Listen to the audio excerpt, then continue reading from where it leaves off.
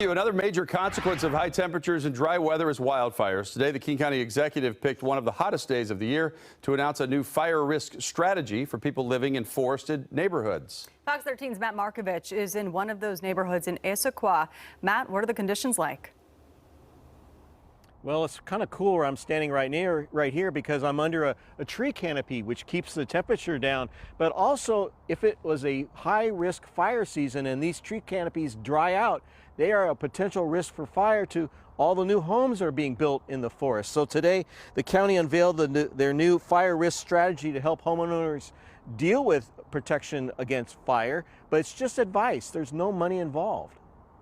There's a lot of communities like this too. Living among towering evergreens and cedars is a huge draw for many Northwest homeowners. We have all this kindling around us. We live in this beautiful environment, and anything we can do to keep it safe, I'm all for. Can we prune up limbs that are within 10 feet of the roof? Linda Shepard showed off the work she's done to her home in the woods to better protect from fire to the King County Executive. The things she's doing are going to reduce the risk. I've worked on getting no plants touching the house. That's good. A year ago, we visited her with King County's forestry expert who gave her some tips on how to be fire wise. Pulled off most of the dead leaves. What she and her fellow neighbors have been doing in the Miramont neighborhood near Issaquah set the foundation for what King County's new risk reduction strategy is all about. As King County experiences hotter, drier summers as the result of climate change, there is a greater potential for devastating wildfires in communities like this one.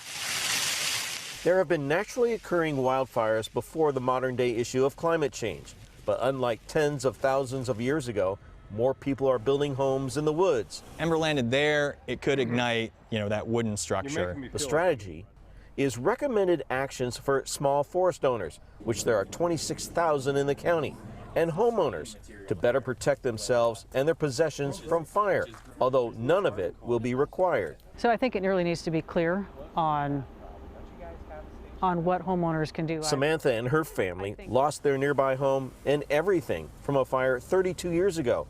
She still lives among the trees and says the county needs to be clear on its priorities. It's not as simple as, oh, hey, trim back so many feet from your house. There's conflicting regulations with the critical areas ordinance in King County. She says the ordinance overlaps with the FireWise strategy and can be confusing for homeowners. You can have a house that's right next to a creek, and so then you're not supposed to trim, but you need to trim to protect your house. And so then it gets like, well, so who wins here? Cost is always a factor for any FireWise improvement. I asked the county executive, will the county pay for that? Requiring direct funding to forest owners and homeowners, is that what you're talking about? There's assistance to homeowners, and so we're paying for the expertise. I do not know if we're also going to be paying to actually subsidize the work to be done on the private property.